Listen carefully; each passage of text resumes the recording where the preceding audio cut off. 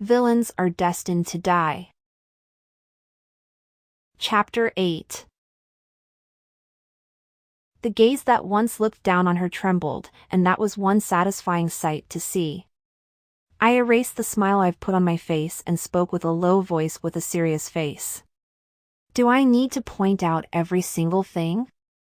You know my throat hurts. This was an expression mostly used by the high-class nobles who have no higher-class nobles to look up to. For an example, the sword of the Empire Duke Eckart, who doesn't have to look up upon anyone excluding the royals. I apologize, lady. The butler seemed to have understood the meaning of this as well. He kneeled to the ground immediately, as if him standing stiff and confidentially in front of me just now has never even happened. That, I have made a mistake from the urgency in my mind. Please forgive me. Watching this scene made me feel refreshed. The feeling I had since the morning till before I went to sleep was now covered with the refreshing feeling. For a brief second I had a thought maybe this was too much to treat a person this older than I am, but I still didn't tell him to get up. That was because Penelope must have looked up to this person who's been ignoring her the past 6 years. I think I'll be displeased if I had to face you for a little while from now, I said, coldly looking down on the butler. Of course I don't think it's only me who feels that way. I could only let the words I actually wanted to speak when I turned around so my back faces him. So if you have anything you wish to accomplish that involves me, send someone else instead of coming yourself. But lady, the idea of picking the new maid wasn't my yes or no. I coldly cut through his line. All I want to hear from you are either the two words yes. I understand, lady. The butler replied with a noticeably creased face. But what about the dinner? I don't need it, so get out. Taking that as my last words to him, I turned on the spot without even seeing the butler rise from the floor. Soon, I heard careful footsteps leaving the room. Creak dash. The door closed in a different manner that it was opened. The room was filled with darkness again. I felt a wave of worry going through me right after, thinking back to what I just did. What if he reports every single thing to the Duke? Well, what can he do anyways? Even so, there would be nothing he could do. There were nothing I could do right at this moment, and I could repeat what I just did over and over again if it was to help reduce Penelope's feeling of unfairness. Besides, it was just some scolding with words. I didn't make a fuss and throw anything and scream. You could raise your fame while playing the game by improving the relationship with the people around you. That later on helped you to unlock all 5 characters' endings. However, I had no intention on doing it like how you would in the actual game. Since I didn't need to see all the endings, it would be a waste if you waste your emotions on the people that had nothing to do with any of me. Fame, my ass. I'm already busy trying to maintain the current interests of the 5 characters to survive. All of these could only be done playing the game. It's too much work when it's reality. I closed my eyes once again, setting all my thoughts aside. It was time to regain my sleeping time that has been interrupted by the butler and Penelope in my dreams. Penelope seemed to be a diligent person, judging from how my eyes opened so easily early in the morning without the help of a maid. This was a surprise when you think back to the personality Penelope had. I got up from the bed and did a light stretching move. Just then, someone knocked at the door to my room as if they were waiting for me to wake up this whole time. Knock knock dash. For a while, I sat still on the bed and stared at the door. It was because I was curious if my warning last night had actually taken effect. It became certain that it wasn't the butler knocking because the room door bursting open even after a while of no reply didn't happen. Who is it? I finally opened my mouth and checked who came in. Lady, it's Raina. It was the head maid. It seemed like my method I used yesterday had worked. It was a satisfying result. Come in. Click, the door opened and a mid-aged woman entered my room. Have you slept well? Why did you come? I've come for the lady picking the new personal maid. Do you have someone in mind by any chance? There's no way there would be one. I didn't give an answer to the head maid's question. Then she opened her mouth again to speak as if this was expected. The next words that came out her mouth was of course not someone volunteering again. If you don't, then picking anew. Who was the maid who served me before? Are you speaking of Emily? Ah, yes. Emily. I asked, pretending to be curious. Was she fired from the mansion? No, she wasn't, but... Then what is she doing now? Her eyes held questions, seeming to ask why I was asking her such questions. She was punished to do the laundry for 3 months from now, due to her not being able to serve the lady well. Is that so? But why are you? Anxiousness started to show on her face as her mask of confidence started to fall apart. Looks like she knows briefly what happened then. Or maybe she was the real agitator hiding behind that maid. I calmly spoke, setting these suspects aside. Tell her to just continue being my personal maid. Pardon me? It's uncomfortable since I don't have anyone to serve me this instant. Even though I pick one, they'll be amateurs until they learn things.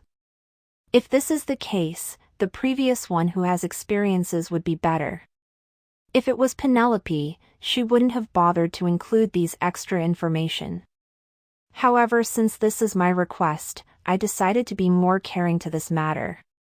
If you understand, then I'll ask you to bring her up. I'll leave that to you. I smiled at the speechless head maid whose jaws were dropped. However, lady.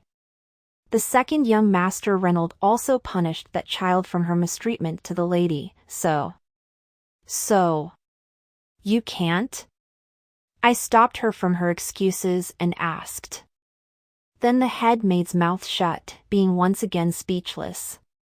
This was going well. It's only been 2 days, and people in this house never did as I told them to do right away. I had to either scold or warn them. Is it always like this? The play with the ranks and titles were a must in a novel or a movie. However, in the normal mode, it wasn't really like that when you remember how all the people in the mansion would just listen to the heroine and does whatever she asks for. I started to feel annoyed not even a minute after I decided to think of this as a positive change. It's best if you just do as I say when I tell you to. I even said I'll ask you to, and I'll leave that to you in the sentence. These words added the meaning of trust and plead in the sentence. Did I really had to behave like how Penelope did? I told you that this is uncomfortable. If I told you to, then bring her up here. Or does the head maid want to serve me personally instead? Then I'll bring her up after I ask for His Grace's permission, lady. It was a statement that she wouldn't do as I say till the end. I laughed from the ridiculous situation. No, you don't need to.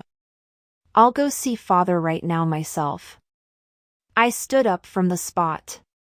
While I'm at it, I'll tell him on what exactly happened yesterday in detail, then I'll reveal that I've forgiven Emily. Where is Father right now? Lady.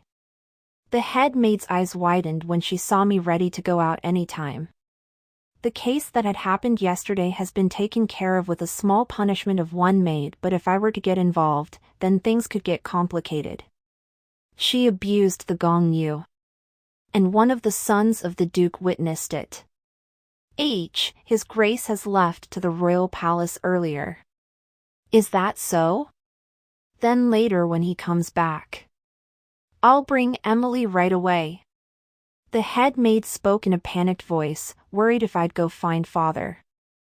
I wasn't able to understand Lady's mercy right away, being so old. I apologize. Watching the bowing head maid didn't make me feel refreshed but rather bitter.